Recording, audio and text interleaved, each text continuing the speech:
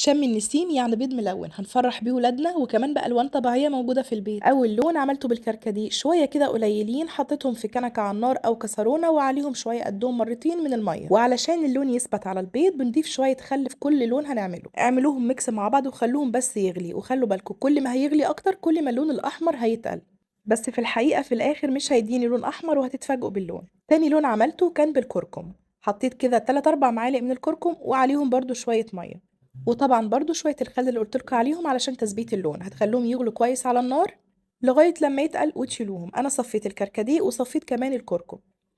خلّوا بالكم افرشوا حاجة كده علشان أي لون لو جه على أي حاجة بيثبت ما يطلعش بسهولة.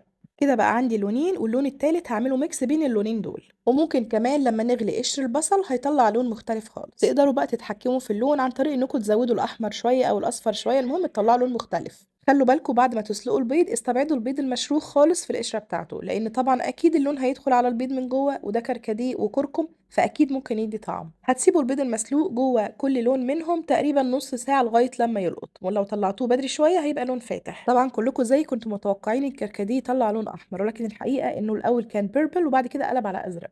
المهم إن طلعوا 3 ألوان مختلفين، وعملت بيض ملون للولاد، وكل سنة وأنتم طيبين.